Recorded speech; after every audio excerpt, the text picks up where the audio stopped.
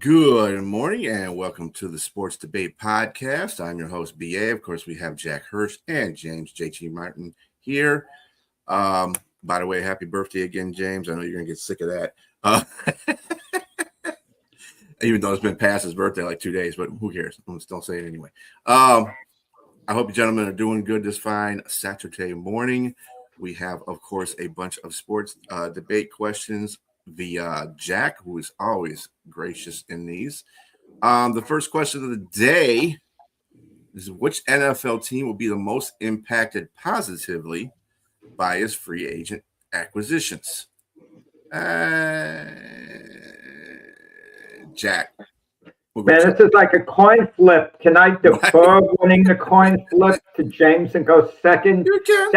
That, by the way, was one of my big beefs for years and years. I pride myself in being ahead of the times, and it never made sense to me, the NFL, all those years when a coach would win, a team would win a coin flip, they would always automatically take the ball, like to begin the game, meaning they kick off to start the second half. It never made any sense. Finally, they started to get it after decades and decades. And I understood it from the very start when I was a little kid, what made sense. And it took them that long. But with that said, okay, I guess I'm forced to go first over here. And I've heard this analyzed over and over, which team won the free agent bidding, more or less who did best. And a number of teams did well. Hypothetically, you can say they all did well to a degree because they added on players. Of course, we neglect the players that teams lost. But, narrowing it all down, and I'm not going to name the teams that did well because several did do well. And realistically, this isn't clear cut. But there's one team that did better than the rest, that impacted themselves more than the rest, and no one's talking about it. And that's the Pittsburgh Steelers. Two major acquisitions, running back and wide receiver to get Rico Dowdle. What a pickup. And to make it even better, the new coach, Mike McCarthy, had Dowdle at Dallas when he broke through and finally showed he was a top flight running back. And now he's going to be at Pittsburgh. He's going to be their number one option at running back, I'm sure under Mike McCarthy. He gives Aaron Rodgers, who's going to come back to the Steelers as their quarterback despite all this drama. Let's not overanalyze. Oh, is Rodgers going to come back? Is he not going to come back? What's plan B? Are they going to go with Will Howard, Mason Rudolph? No, Rodgers will come back. He'll announce it at some point. It might be June 24th for all we know, but they'll be waiting with him with open arms. We should have learned that from last off season, the way they waited on Rodgers. So why on earth wouldn't they wait on him this time around? And they partly brought Mike McCarthy in because of the relationship of Rodgers, which is apparently not as strained as people made it out to be. And the Steelers, they also have a second elite wide receiver now, a Michael Pittman. How Indianapolis can let Pittman go, I don't get it. I know they wanted to re-sign Pierce because of all his potential, all his this, all his that. I'm not saying wasted, but they spent an inordinate amount of money on Daniel Jones, a proven loser at quarterback, a proven loser. Just look at his lifetime stats. He had a good half season, and that's basically it for his NFL career. He had an okay year with the Giants, and then come playoff time, the second playoff game against the Eagles, he was worse than inept in that game where they got eliminated, worse than inept. But Daniel Jones is the guy for the Colts to move forward with for one season at least, and see how he does in that one season. If he does well, give him a second season. If he does well, then move forward with him into the future. But my point is, you don't lose Michael Pittman because you're having cap difficulties, this and that. You win championships with elite players, with excellent second options. You need the second option. We've seen that over and over and over. And the Colts especially should have learned that when Jonathan Taylor, after having a sensational MVP type first half of the season carrying Daniel Jones, when Jonathan Taylor kind of hit a wall in part, injuries, this, that, the offensive line, variety of reasons, Daniel Jones started slowing down. So Daniel Jones is only going to do as well as Jonathan Taylor's doing, this season. But Michael Pittman, they let him go to the Steelers. Him and DK Metcalf, weapons for Rodgers. Waddle running the ball. That is impact. And their defense, which is good and didn't play up to expectations last year, can very well do it this year. Their defense might show up this year, the Steelers' defense, and be one of the better ones in the NFL. And with those two additional weapons, Waddle and Pittman, they finally have an offense that could actually be a force and show that Rodgers isn't over the hill. He's still a good quarterback. He's still savvy. He can still throw the ball downfield well, but he needs weapons to do it. And they can't double team DK Metcalf now with Pittman on the field. So I'm trying to analyze your pick in regards to the Pittsburgh Steelers and looking at them bringing in Michael Pittman Jr. and Rico Dowdle. Rico Dowdle is always the bridesmaid and never a bride. He's never a guy to stick around for the long term. He's that side piece that everybody's using up. And I just think that he gives you the short-term answer. He gives you a short-term. He's going to give you a big spurt of 200 yards in 2 games, and all of a sudden he just falls off a cliff. Where does he go? Like Carolina, I didn't see much of anything at the end of the season from him. And he had 2 major big games. Those 200 plus yards back to back, one against Dallas and one against I forgot whoever it was. But when he played the Saints, they weren't even the best defense. They shut him down. And I just think that he's a guy that's going to be moving pillar to post. He's going to be moving here and there. He's going to be a vagabond. He's going to find wherever he can for that brief moment. You get him for, like, they got him for, I think, for $12 million for 2 years.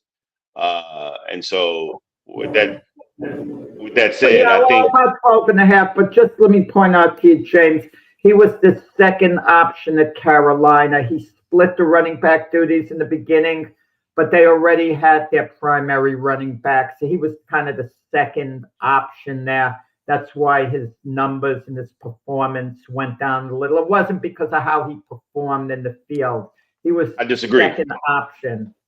I disagree. I understand what you, Chuba Hubbard. He actually was taking Chuba Hubbard's position, and he let it go. He just fizzled, and that's kind of what he did in Dallas. I could see the same trend because I didn't understand why Dallas let him go at first, and then when he played in my division, so I got an opportunity to watch him more. He just I think he gets exhausted. I don't know what it is towards the end of the season, and you just don't see him play as well as he does in the beginning of the season. So the time will tell when we see him play for Pittsburgh. But my biggest gripe with you picking Pittsburgh is the quarterback, Aaron Rodgers. We don't know what he's going to do, and when he does, if and when he does come back, what is he going to do as a quarterback? I mean, he's got another weapon in Michael Pittman Jr., but they let Michael Pittman go for a reason out in Indianapolis. He hasn't been playing the best as well out there. Now, mind you, he was supposed to be the number 1 option there, and he pretty much, the guy that's averaging 21 yards a clip in Alec Pierce took his position. He took his money as well. I mean, did they overpay for Alec Pierce Jr.? Probably, but you got to overpay to keep people. I think they kind of overpaid a little bit, but I mean, it's what it is. He's the number 1 guy now. Michael Pittman Jr. he's what he is. I mean, he's pretty much an average receiver, and you got him. I don't know how much they paid him there in Pittsburgh, but you got him, and he's your second guy. came close to $20 million a year, around in That's that a lot vicinity. of money for Michael Pittman Jr. 80 That's a- 80 catches last year, just to point out. Your stat guy, Sure. that's not a bad number. No, it's not bad. It's not bad. It's just he's more of a possession guy. He probably get the first downs. DK is the guy that's going to take the top off the defense, but he's the number one guy there. But with that said, the team that I picked, and you're probably going to laugh at this, is my own New Orleans Saints. I picked the Saints, and I thought Travis Etienne now, not Etienne, it's Etienne. He is an underrated pick. He's a very underrated pick. The Saints run zone run, and he did excellent for Jacksonville there. And they're building their offensive line. They got the best, probably arguably the best guard in the free agency in David Edwards, and they picked him up immediately. So they plan to get him, and they brought him in, and he's gonna fit right well on the left side next to Kelvin Banks Jr. Probably the best rookie left tackle that played last year, through stats I'm speaking of, not just from observation, but definitely through stats. And also we got now our right tackle as well, Talise Fuanga. And man, we added also a linebacker we took from our divisional foe in Caden Ellis, bringing him back. So you hurt your divisional foe by taking the player from them, and you're adding them to your list. Now your team, the Jets, they got Demario Davis. You got a great leader there. Veteran leadership there, the Saints lost. You're going to need it. Yes, yeah, we lost a little bit of that, but Caden Ellis, he was under the tutelage and mentorship of Demario Davis. That's why he played well. That's why he was able to go off to Atlanta and have the green dot and be able to be a leader there in their defense and play well. So we got him back, but yes, so we did lose. He's not going to fully replace Demario Davis. I don't think that's hard to do because Demario is a Hall of Famer, for all intents and purposes. So, like I said, you got it. I mean, you can look at the numbers yourself. Well, no. I'm saying if he's a Hall of Famer now, by the time he's finished with the Jets, his stock might drop. He might not be one anymore. The Russell Wilson. That is hilarious. Yeah. I think it's going to be good for your defense. I think it's going to be really good for your defense, though. He's going to get people in line, and he's got a relationship with Aaron Glenn there. So yeah, it'll help. He'll be good in the locker room. It might not mean much to you in the locker room, but it is important. He'll be good for there, sure, keeping guys in line. Yeah, right. And I'm going to say, don't sneeze at his stats. He had the most tackles in his career last season at age 37. So so he still can get it. He's still a thumper. He can get left and right pretty quick. So you got somebody that's going to shore up that. But the Saints have improved. We got a punter as well. Nothing splashy. That's like headline stuff. But yeah, they've improved. Yeah. Yeah. So I'm going to go off the chart here. The Raiders having vastly improved during this free agency. I mean, vastly. That was my next option. Yeah. They signed Terrion Johnson. He's a pretty good slot corner. I'm not too sure about the Eric Stokes one. Eric Stokes is not a good corner, but whatever. They signed Tyler Linderbaum to help protect their quarterback. Right. The sneaky signing that they did was Jalen Naylor. I think Jalen Naylor is a very good wide receiver. He's played in my division for a while. Mm-hmm. Yeah, he's really good. If he's given that chance, he could be the guy that makes a difference on that offense and spread them out a little bit. He's really good. They got Kwity Paye, Nakobe Dean. They practically just completely changed Quay Walker. Quay Walker. They completely changed their whole linebacking core. Yeah. They also got Malcolm Kuntz, and of course, if we're going to include kickers, they signed Matt Gay. So it's really, and they still got a couple of first round picks. So I mean, everything is kind of gelling to where they need to go. This is a really good. It was a really good offseason by the Raiders. I think that they are going to make some kind of an impact in their division. I don't know if they're not going to win a division. Obviously, there's better teams in that division at the moment. But like the Chargers basically doubled down on their offensive line. You see the offensive lineman they signed this season, dude. If somebody goes down, no worry, we'll just put this guy in here. We're gonna make sure we don't have none of that problem this year. They did a really good job of signing pretty good offensive linemen too, above average ones. The other sneaky team that got in there is Cleveland. They revamped their whole offensive line too. They probably got one of the better offensive lines in the league now because they made a lot of changes. They're gonna make sure that their quarterback is not sitting on the grass. It'll be Deshaun Watson, their quarterback. He's going to probably mark my words on that. Yeah, probably. I'm not saying that the team is going to be helping the Cleveland Browns in that division either, but at the same time, they have improved. That was a sneaky good team as well. Really, a couple of teams have been really brought to the forefront with their free agency. So, I mean, it'll be interesting to see this season how these working parts are.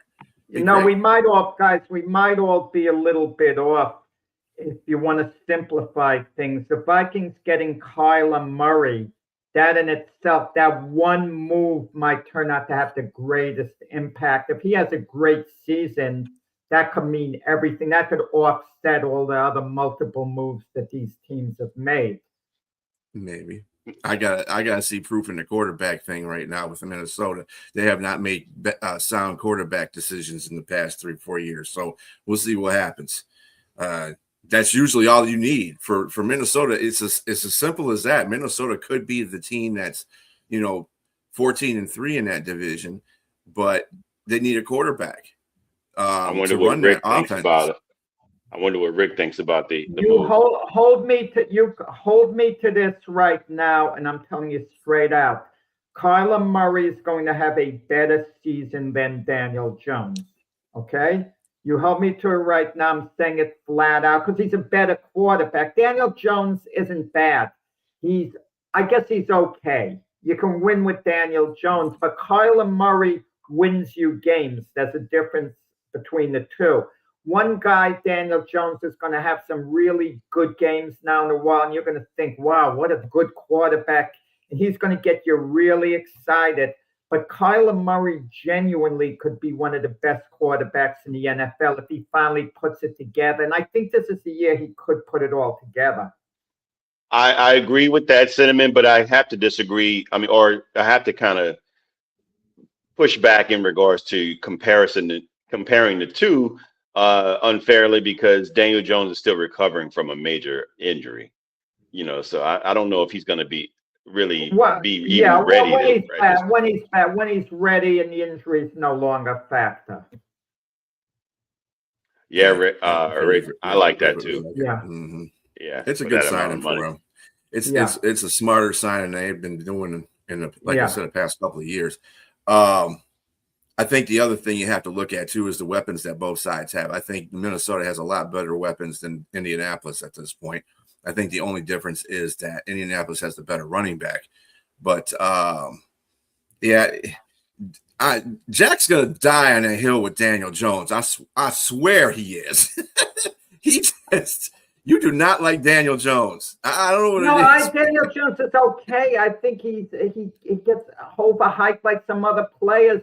They have a really top-notch half a season, but there's a reason why. He had the blocking and he had the best running back in the NFL that allowed him to do other things. Daniel Jones could show up once in a while and win you a game and be really sensational. I get that. And he did that the first half of the season, but people were going overboard and they were going crazy. You know who Daniel Jones is like? Jeremy Lin with the Nets. When Jeremy Lin was a sensation, people were going wild. They were asking who's better, him or Carmelo Anthony. That's what some of the Knicks fans were asking, and that was insane at the time. I said, are you out of your mind? But at that moment, Jeremy Lin was as good as Carmelo Anthony when he was lighting it up. But it wasn't going to last. Come on. One guy's the real thing, and the other guy isn't. Well, for argument's sake, you can flip that on Kyler Murray too. Kyler Murray, yeah, he had an injury last year, but once his injury was over with and he could come back and play, did he? No. They let Brissett stay in there. It tells you a lot about a quarterback. Everybody was loathing Kyler Murray last year, but all of a sudden he's like the best pick that Minnesota can pick up. His attitude. It's what have you done for me lately? That's what it is. It's like Daniel Jones. It's like you keep comparing Daniel Jones to the New York Daniel Jones, but when he's on Indianapolis, it's what have you done for me lately? He's done what he's supposed to do. He had an injury, and you can expose Indianapolis offense if your offensive line doesn't block well, and you can stop Jonathan Taylor, but that's usually a whole bunch. Anyway, the next question shall be: are the Baltimore Ravens going to be better off with Trey Hendrickson than they would have been with Max Crosby? Go ahead, James. This is yours. I'm going to say absolutely not. I mean, this whole debacle with the failed physical, the so-called failed physical, I think is a big sham. I think they had buyer's remorse. I think they realized 2 first-round draft picks, and there's a guy out there that in Trey Hendrickson that's free, that you got to pay for him. But at the same time, you're gonna. I mean, 112. It looks worse than what it really is. They're paying a guy that's 31 years of age, going to be 32 at the end of this year, $112 million, but in reality, they're only paying him $60 million. That $60 million in guarantees. So you got a guy that's a little older. He's more of a pass rush specialist. He's not a full guy. I mean, a full package guy like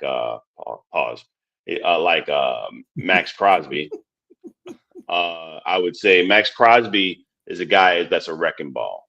And I got stats to prove it, Jack. I know you're always ragging me about being a stats guy, but Max Crosby, for an edge, he has 78 total tackles last year. 78. Most edges don't even average 40 tackles in the season. Most guys are there like to do their job on, and he's more proactive. What I found out, he's more proactive in his approach, meaning he'll look at the offensive line, he'll look at the quarterback, and then he moves around. He figures the game out before the snap versus being reactive, like which is most defensive linemen or defensive edges. And so his total stats, Max Crosby, were 45 solo tackles, 10 sacks, and 2 forced fumbles and 1 interception. Trey Hendrickson, he had 11 solo tackles, 4 sacks, and 1 forced fumble, no interceptions. So my thing is that I think, again, it was more so about buyer's remorse. Otherwise, they wouldn't have given up initially 2 first-round draft picks for the guy that they thought was their guy. And Max Crosby also is 28. He's going to be 29 in August. So he's a lot younger. That's a big thing. That's a huge thing. These guys are when you're looking at that type of position, it's drastic in regards to the age difference, and so and the amount of play. But again, somebody that can play that well against a run is incredible. I mean, when you're a pass rush specialist and you can tackle and you have instincts to be able to stop the run, that's what you're looking for. Again, like I said, this guy was a wrecking machine, a wrecking ball. Mind you, how bad the knee injury was, we can assume that it wasn't up to the standard for them. But again, I just, for me, I smell a rat in that situation, and I think that they just had buyer's remorse to get their draft picks back, and they don't have to give any up to get a guy that they can use on. And my thing is also, if you got somebody that can play that well on one side with Max Crosby, what's going to happen when you don't? They let somebody go. Draymond Jones went to the other side went to the Patriots. So now you got to figure out what you're going to do on the other side of Trey Hendrickson. And you know what Trey Hendrickson was by himself in Cincinnati. Imagine an older Trey Hendrickson by himself in Baltimore. What's going to happen? They got really good DTs, but they don't have another edge to set the other side. So for me, my answer would have been they would have been better off giving up those 2 first-round draft picks and keeping Max Crosby. Well, the Ravens have a much better defense than the Cincinnati Bengals. I wouldn't do the comparison. The Bengals defense has been traditionally awful. That's been the weak link of the team. And Hendrickson was hurt last year. Keep that in mind. And that affected him. And he still saw the field and forced himself to go out there and maybe play at certain times when he shouldn't have been I playing. got to cut you off 1 second, Jack. Max was hurt too, but he still played. He played through. Well, he didn't play through. They shut him down at the end. They shut him down. They shut him down at the end, but he was hurt before. He was playing games hurt. Compare the That's what I'm saying. injuries. You don't know the effect. Hendrickson didn't intentionally sit out. The times he didn't play, he just couldn't see the field. But in any event, if we're going to match up strictly Max Crosby and Trey Hendrickson, you have a good argument simply because Max Crosby's 3 years younger. And that means that's significant somewhat from age 28 to 31 when it comes to edge rushers, because they have to have that explosive first move, and you kind of lose it a little the older you get. But when you consider the draft picks, I mean, the Ravens are much better off. They have their 2 number ones in Trey Hendrickson. So now you mean to tell me if the Ravens had buyer's remorse over trading their 2 number ones for Max Crosby, are you going to tell me they have buyer's remorse not if keeping their 2 number ones and adding Trey Hendrickson? No, they're giddy about it. They're happy about it. We have 2 number ones back, and even if Trey Hendrickson isn't as good as Max Crosby, he's at least somewhat close to being as good as him, at least somewhat close. And we have our 2 number ones. The Ravens are much better off moving forward, having their 2 number ones and Trey Hendrickson, who can give them at least a couple of more good years. And unlike the Raiders, the Ravens are in a position to contend for Super Bowl right now. I'm not saying they're going to get there, but they're in that position. The Raven team right now is built to win. They didn't get it done last year. They were one of the great disappointments in the NFL. But this is a new season, and if Lamar Jackson stays healthy all year and brings the level of enthusiasm that we'd like to see, that he's shown in the past in a couple of MVP seasons in which he could have even won a 3rd MVP, the Ravens are going to be tough to deal with, and Trey Hendrickson's going to have enough help on the defensive side of the ball where he's going to be able to concentrate for the most part on what he does best, rushing the passer, not having to be concerned also with the running game. And yeah, so I'm going to sum up. Maybe Max Crosby is marginally better than Trey Hendrickson, but the Ravens having Trey Hendrickson instead, their 2 number ones, I think they're absolutely better off. I'm going to say this and I'll let B go. To me, the Ravens making this move tells me that they're not contending for the Super Bowl championship. It tells me that they're not in a rebuild, but maybe a semi-rebuild where they got to change some things up. Because look, I mean, think about it. You got Derrick Henry. He had a good year last year. It wasn't as great as his first year with them, but he's still over 30. So you got to consider that he may be declining. Lamar Jackson is becoming maybe more injury prone. We're not sure how that's going. And Lamar Jackson's one of the best quarterbacks in the league. But that being said, you want those 1st round draft picks, like you said, to possibly shore up your defense, maybe shore up some youthfulness coming into your team. But that doesn't guarantee that going to the Super Bowl, or contending for one. To me, Max Crosby, had you added him on, they would have been better off, but they might not. They must think that they're not going to be there because they're looking at maybe 2 or 3 years down the road, they're going to be rebuilding. They're going to be a full rebuild because everybody's aging. And you're losing a lot of players because their defense was terrible it wasn't good last year. It was okay. It started getting a little better at the end, but their run defense was okay. It was all right. They lost players from that defense, and so now you're trying to add something to show up again, a pass rush, but you're an aging team. So I just think that again, I thought Max Crosby was a loss for them. They would have been better off with him. Well, I'm gonna have to disagree with both of y'all. I think Hendrickson is this dude is third since 2020 in sacks with 74.5. That's a stat that you can't deny. Max Crosby has 59.5 sacks in that same amount of time. Ute is he's got 69. I looked that up too. It's 69. 69. Yeah. Anyway, but 69.5. His run defense is putrid for that same guy you're talking about. That run defense is terrible. So, and you need help in that regard. He's a specialist. I can tell you how many snaps that they had. One had over 5,000, almost 6,000 snaps, and the other had 3,000 snaps, because that tells you he's a situational player. Yes, you have 17 sacks in two seasons back to back, but what's the rest of your defense doing? I mean, what are you doing stopping the run? I mean, the run gap is probably horrible, and you got somebody like Max Crosby that he's got tackles for losses with running backs. So it's just it's a complete game. I love the fact that he was a pass rush specialist. Trust me, we drafted Trey Hendrickson. There's nothing wrong with him as far as what his niche is, but as a complete player, man, come on, there's no comparison. He's a defensive end. That's what his job is.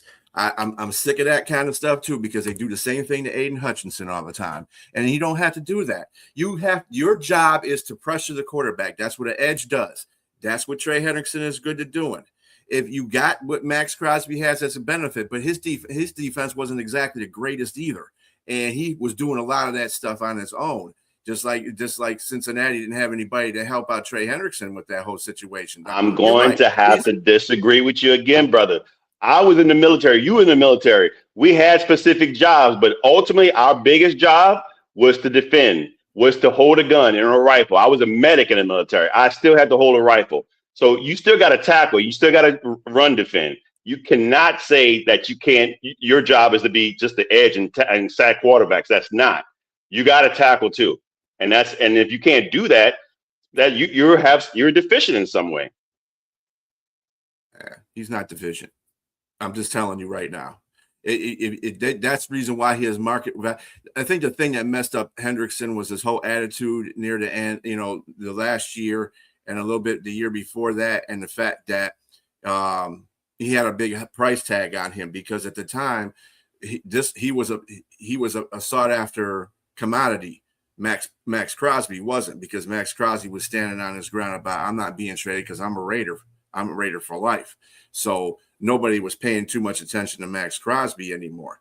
But I mean, you can't knock the guy. He's third in sacks since 2020. That's with Myles Garrett and TJ Watt. And Michael Parsons is behind him. Now, Michael Parsons, of course, I think he's one of the better edges. But at the same time, we're not talking about Michael Parsons, talking about Trey Hendrickson and Max Crosby. I like Max Crosby, but that injury is I think that injury is not as, I think is worse than people are making it out to be, to tell you the truth. So I have to go with that. And Hendrickson is fine. He's fine now. He's good to go. But again, we'll see what happens. Max has got a full complement of people, like I said before, on his team now that they went out there and basically bought them a whole defense. So he should be fine too. He should, he might not have to be used as much. I mean, it can take pressure off his leg and use him for situational, things, because now they got a defense. They don't have to worry about depending on him to be the defense. So it works either way. Righty, let's see what we got here. Okay, next question. What record is more likely to be broken first? Wilt Chamberlain's 100-point game or a baseball player hitting 5 home runs in a game? Go ahead there, Jack. Yeah, it's hard to believe a player has never hit 5 home runs in a game. I mean, they do it in batting practice. They hit one ball out after the other. And Wilt Chamberlain's 100-point game obviously came into the news again this week with Bam Adebayo scoring 83 points. Is 83 points close to 100 points? It's 83% there. That's a big 17% away. And Bam Adebayo's 83-point game came into a lot of controversy. Were they just feeding him the ball? Were they just gearing the offense around him? Well, who cares? And let me tell you something about the 5 home runs. Very silently, a couple of years ago, Aaron Judge came close, could have hit 5 home runs in a game, and no one talks about it. That game, Judge came up 5 times. He hit 3 home runs.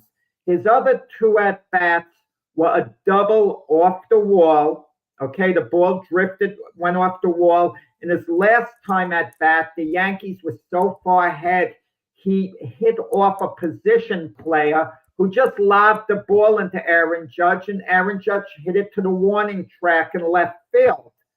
So if you think of those 2 at-bats, the double off the wall and the batting practice pitcher, those could have been a couple of more homers. And that would have given them 5 on the game. I know how hard it is to hit 5 in a game. The record is 4, and that even hasn't been done that much at a time. But certain times a player gets in the zone, and it's a little harder to do it in this modern era because the extra inning games don't go on indefinitely. They kind of put a run on second base to shorten the extra inning games now. But it's hard to believe someone isn't going to hit 5 in a game, But as far as Wilt Chamberlain's 100-point game, Bam Adebayo shot less than 50%. I mean, what did he exactly shoot a stat? What? I mean, I forgot the exact number, but I think it was under 50%. I'm having a brain freeze. You're right. As far as his the field percentage. Yeah. Field goal percentage. It was under 50%. It was. It was. He shot. Just so you know, he shot 20 of 43. 20 of 43. So let's say Bam Adebayo did 28 out of 43. That would get him, and one of them was a 3-pointer. There's your 100 points right there. And that's excellent shooting, excellent, superb, but it's not outwardly 28 out of 43. It's great shooting. Don't get me wrong. You're shooting 68% or thereabouts. That's great. Super great. But it's extremely doable. Guys get in the zone. So if Adebayo had shot better, there's your 100 points right there.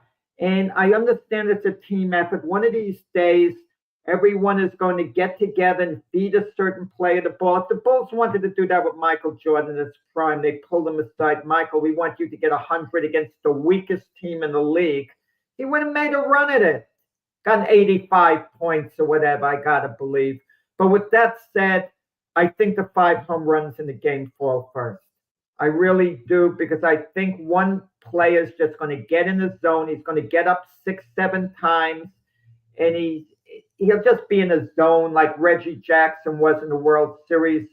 He walked, then the other 3 times on the first pitch, he hit a home run every time. So I think a player would have to get up about 6 times or so, hit 5 out of 6. It's got to happen at some point. That it hasn't already, I'm astonished. Fair to you, Jack. You're right. In regards to the baseball, I mean, guys are coming close. You mentioned Aaron Judge a couple of years ago, but there were 2 guys last year in 2025. Kyle Schwarber for the Phillies, he hit 4, and he came close to 5 against the Atlanta Braves, and also Nick Kurtz as well did it too for the Athletics.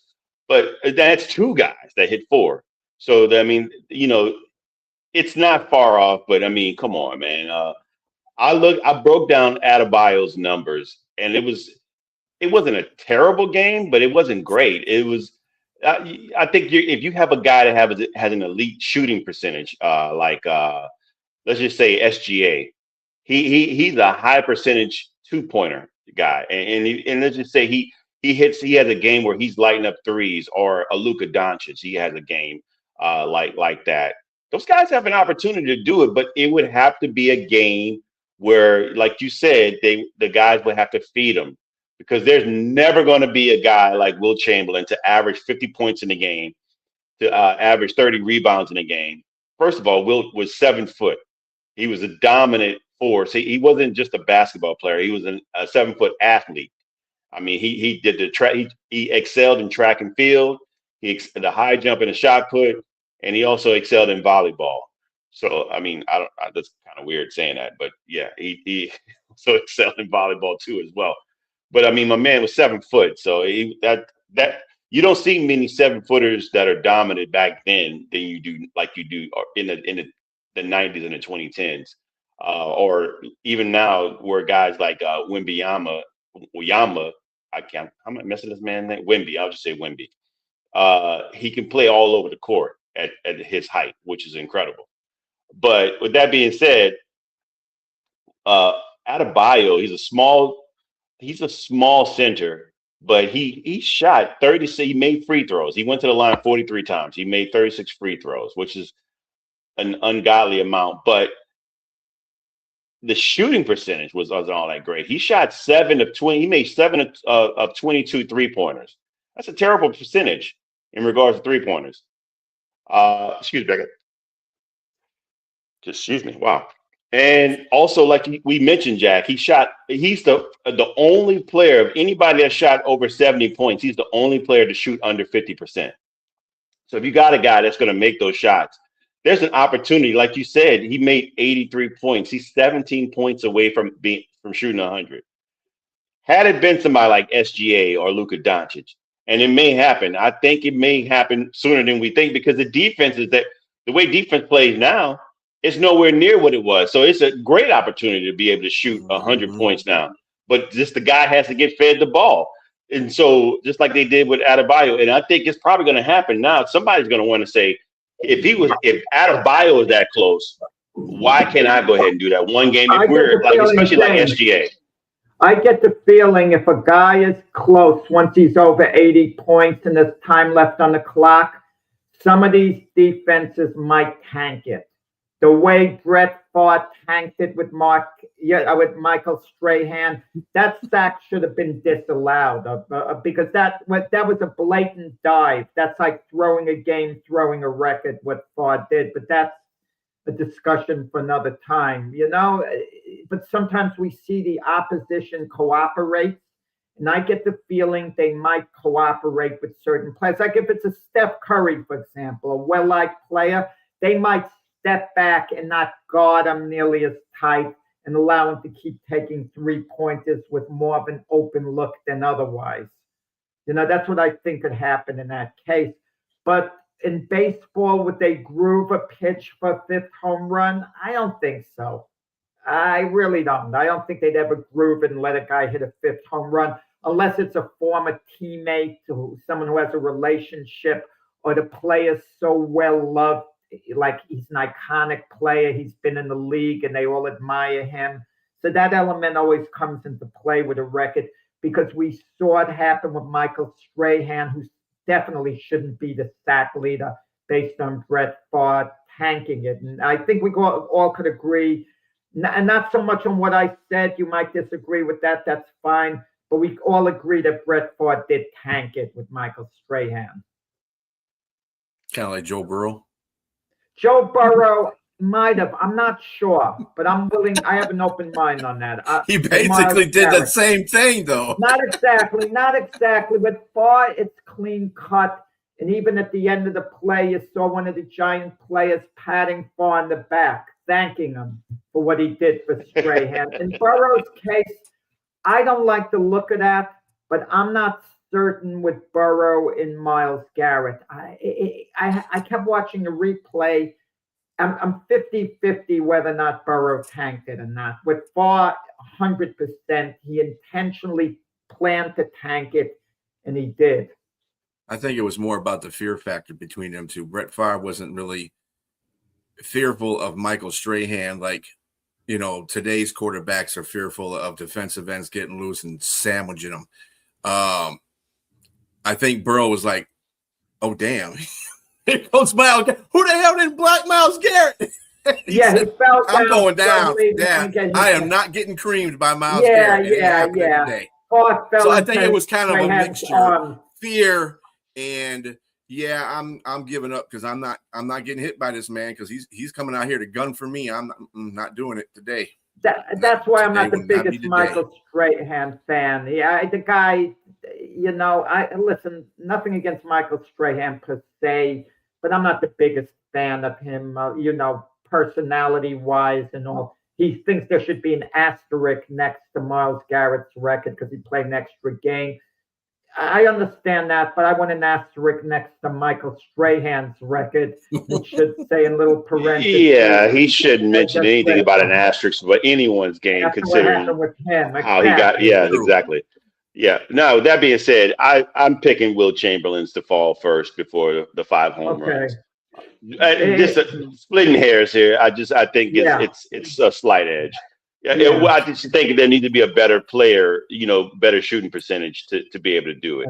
And I think it can happen if they fed him Sure. just like they fed Adebayo.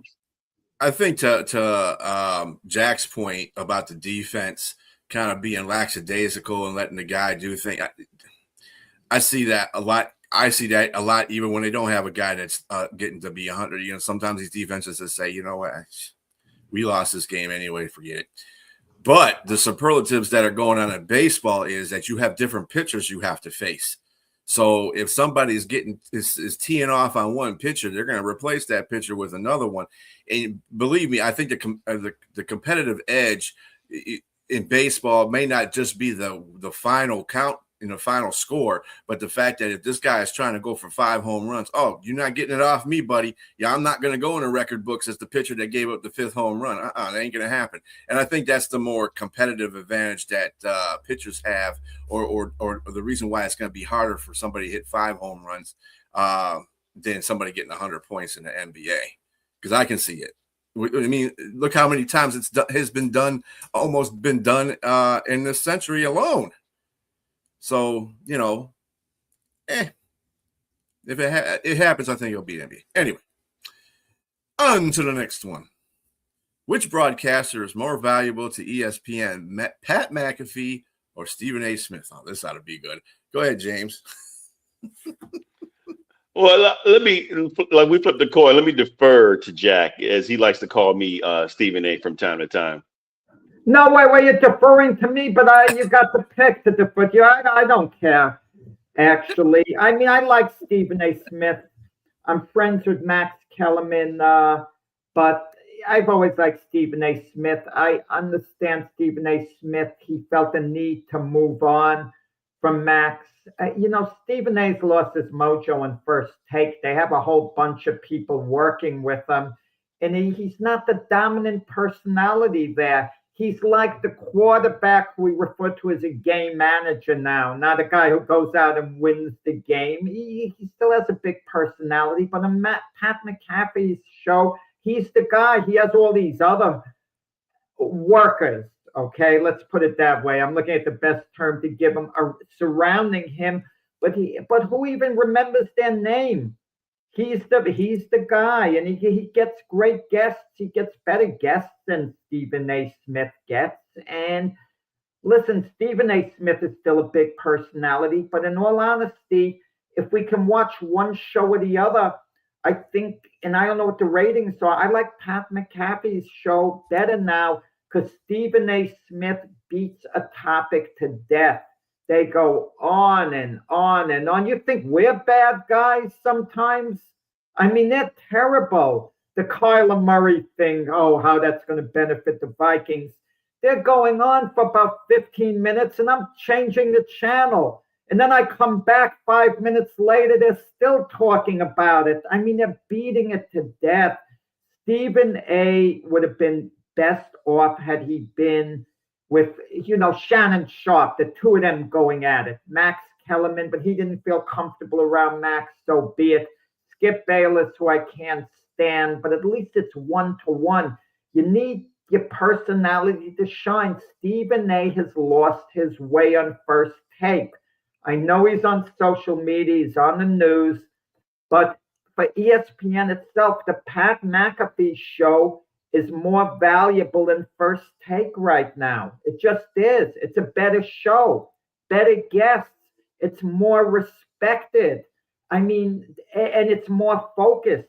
Stephen A. Smith, he's lost his way with First Take. I hate to say it. He's lost his way. And I like Stephen A. Smith.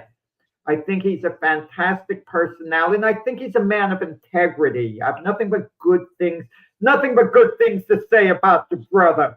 Nothing but good things. I'm sounding like Stephen A. Oh, the brother's wonderful. This. Everyone's a brother to him. Everyone's a brother. I mean, come on, Stephen A. But that's his personality. Despite his troubles with Max, I think Stephen A. is a good guy.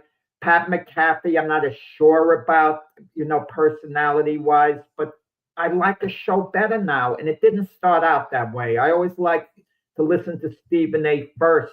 Now I'd like to listen to Stephen A. second behind Pat McAfee. I'm getting a little tired of Stephen A. Smith. He's like this hit TV show that after you watch it a few seasons, it's not must view watching anymore.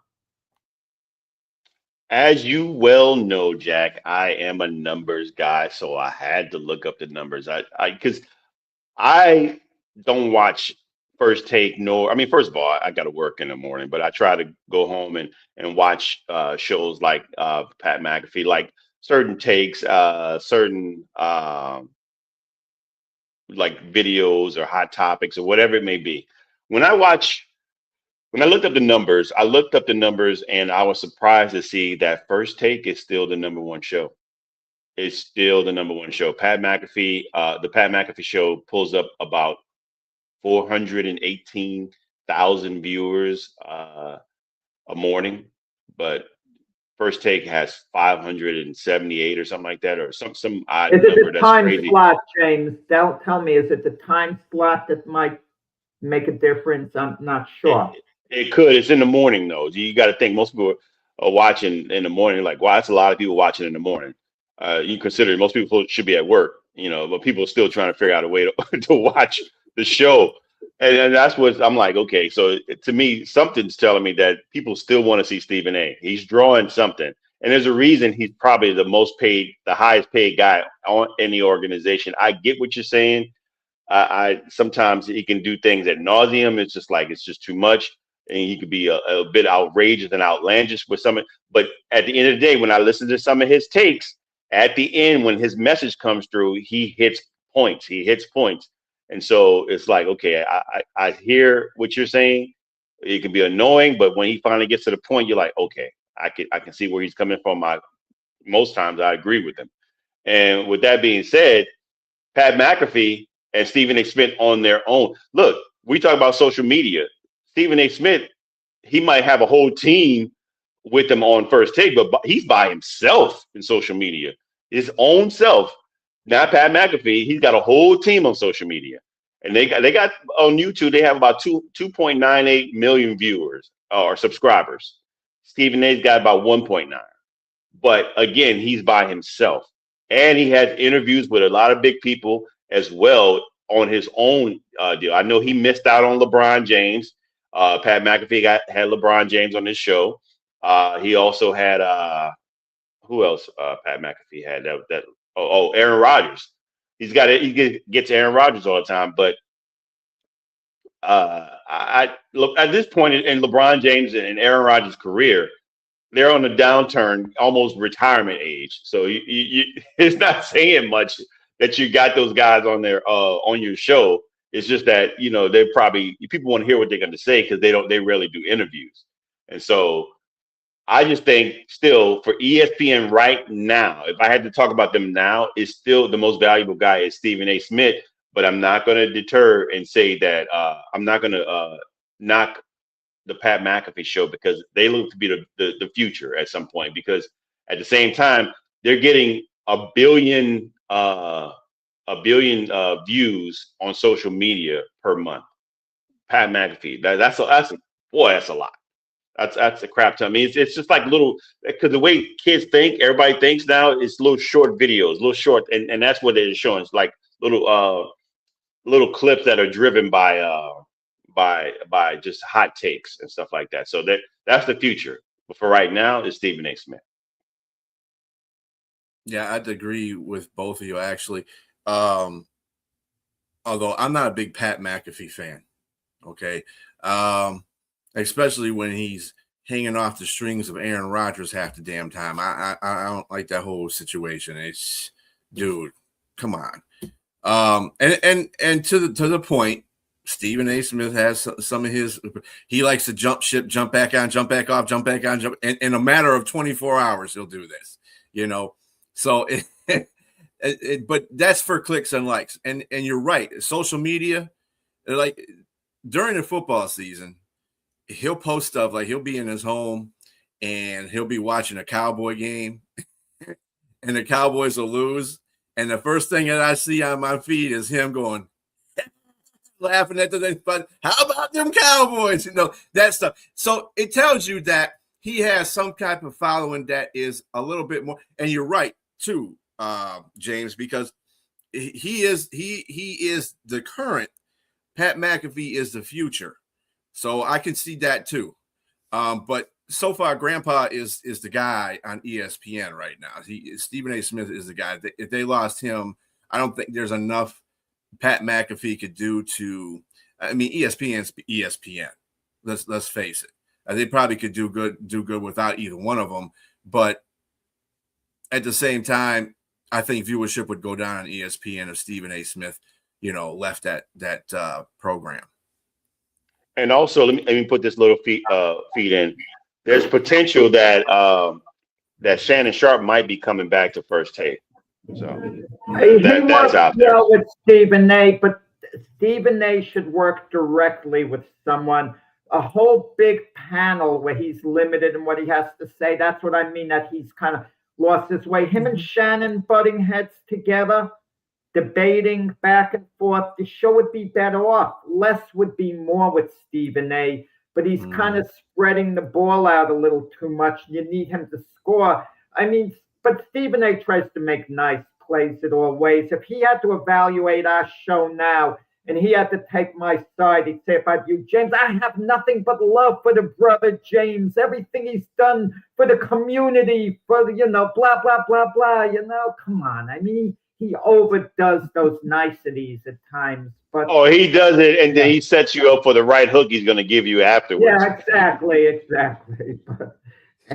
And on that note, ladies and gentlemen, watching the show, we are going to end our day with that. And everybody have a great rest of your day. We'll see you tomorrow at 8 on the Big Sports Show Sunday.